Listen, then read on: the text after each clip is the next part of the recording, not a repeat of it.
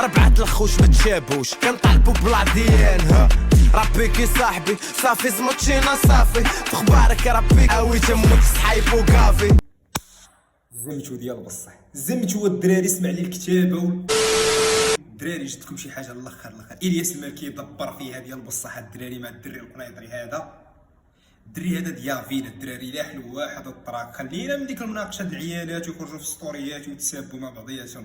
الدري مقود الدراري ديال بصح ما عندوش مع دواوا اش ندير نكتب عليه شي طراك ولكن الدراري زمتو ديال بصح زمتو الدراري اسمع لي الكتابه تصنت ليا وتمعن في الكتابه الدراري ذوقني تصنت خذ نعطيكم نويطات الدراري.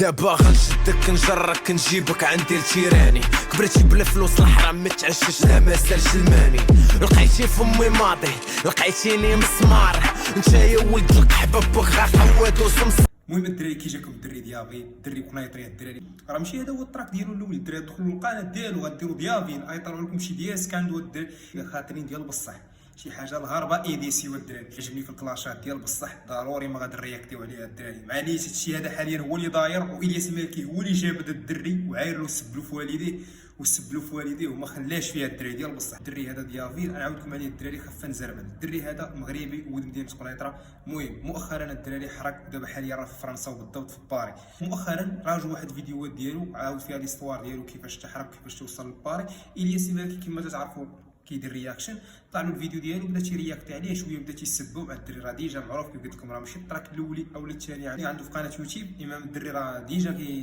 ديجا تيبان في مواقع التواصل الاجتماعي. مي مؤخرا الفيديو كيف قلت لكم طاح فيه الياس مالكي رياكت عليه ديال بصح سبلو في والديه. وللمعلومه ان الام ديال الدري ديال القنيطره انا الام ديالو متوفيه ترحموا عليها الدراري الله يرحم جميع الامهات. المهم الياس مالكي هو اللي جبد هذا الدري هذا مي دبر فيها ديال بصح الدري طلع خاطر وعنده ما يقول لك جامات الدراري وتهلا لكم في الياس مالكي ديال بصح ما خليناه ما يقول.